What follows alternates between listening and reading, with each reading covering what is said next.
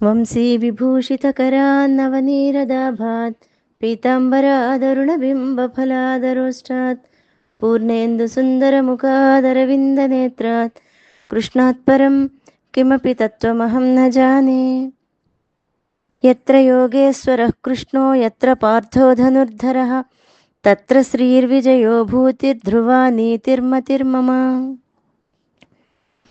గీతా గ్రంథము ఈ శ్లోకంతో పరిసమాప్తమవుతోంది.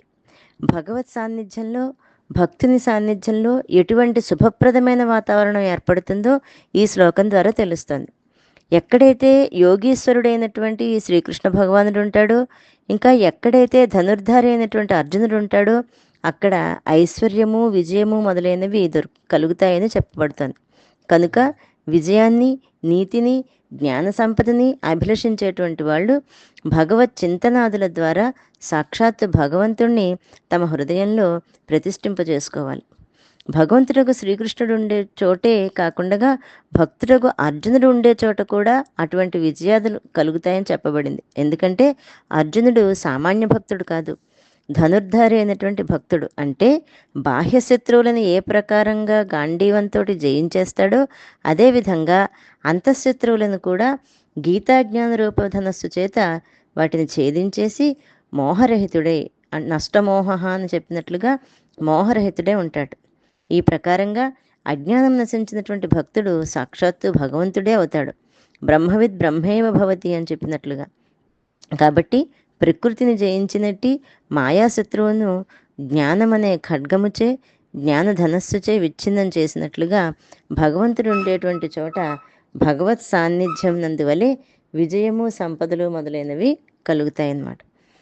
ఇంకా గీతాజ్ఞాన రూపమైనటువంటి మహాధనస్సుని ఎవరైతే చేపడతారో వాళ్ళకి నిష్కామకర్మ, భక్తి, జ్ఞాన, ధ్యాన, వైరాగ్యాలు అనేటువంటి అస్త్రాలను ధరించినటువంటి భక్తుని చెంత సాక్షాత్తు భగవంతుడి వల్లే విజయం వాళ్ళకి ఖచ్చితంగా కలుగుతుంది. అటువంటి పరమ భక్తులు, జ్ఞానులు సాక్షాత్తు భగవత్ స్వరూపులుగానే ఉంటారు. కనుక దైవమునందు ఎటువంటి పవిత్రమైనటువంటి శక్తి ఉంటుందో వారి యందు కూడా అటువంటి శక్తి ఉంటుంది. ఎలాగంటే అతిశయ భక్తి స్థితి యందు లేక జ్ఞానస్థితి యందు భక్తుడికి భగవంతునికి లేక జ్ఞానికి దేవునికి భేదం ఉండదు, ఇద్దరూ ఒకటే అయిపోతారట. అదే విషయాన్ని చెప్తూ గీత యొక్క చిట్ట చివరన అంతములో బోధింపబడినటువంటి ఈ శ్లోకంలో ఎత్ర యోగేశ్వర కృష్ణో అని మహత్తరమైనటువంటి శ్లోకము భక్తులు మరలా జ్ఞాపకం చేసుకుంటూ భగవత్ సాన్నిధ్యాన్ని తమ హృదయంలో నిరంతరము కలుగజేసుకుంటూ భగవద్ అనుగ్రహం చేత జీవితాలని ఆనందమయాలుగా చేసుకోవాలి. ఇంకా భగవంతునిచే కరుణతో బోధింపబడినటువంటి ఈ గీతాశాస్త్రాన్ని అంతటినీ చక్కగా పఠించి అనుష్ఠించి ఆత్మానుభూతిని పొంది జన్మరాహిత్య రూపమైనటువంటి నిత్యానంద పదవిని పొందడం ద్వారా మానవ జీవితముని కృతార్థం చేసుకుందరుగానని చెప్తూ భగవంతుడు ఇంకా ఇక్కడ ఇంకొక మాట, ప్రతి జీవి కూడా విజయాన్నే కోరుకుంటాడు కానీ అపజయాన్ని కోరుకోడు, సంపదనే కోరుకుంటాడు కానీ దారిద్ర్యాన్ని కోరుకోడు. కానీ అవి లభించడానికి ఉపాయం ఏంటి? ఆ ఉపాయమే ఈ శ్లోకంలో చెప్పబడింది. దానిని కార్యాన్వితం చేసుకోవాలన్నట్లయితే తప్పకుండా విజయాదులు జనులకు లభిస్తాయట.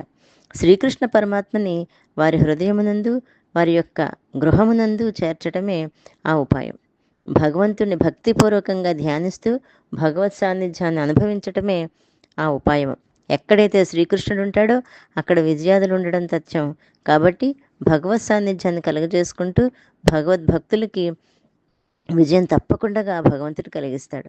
అటువంటి మహనీయులు, జ్ఞానులు, యోగి పుంగవులు మొదలైన వారి యొక్క సాంగత్యంలో కూడా అటువంటి మహశక్తి ఉంటుంది. కనుక భగవత్ సాన్నిధ్యము, సజ్జన సాంగత్యము రెండిటినీ కలుగజేసుకుంటూ శ్రీకృష్ణార్జునులు నరనారాయణులు ఇరువురి యొక్క సాంగత్య శ్రేణి మనము అనుభవించినట్లయితే ఎక్కడైతే శ్రీకృష్ణుడు అర్జునుడు ఉంటారో ధర్మము ఏ పక్షాన ఉంటుందో అక్కడ విజయం తప్పకుండా కలుగుతుందనేటువంటి వాక్యాన్ని చెప్పటం ద్వారా సంజయుడు పాండవ పక్షమునే విజయం కలుగుతుందనే భావాన్ని ధృతరాష్ట్రుడికి తెలియజేశాడని కూడా అర్థమవుతుంది.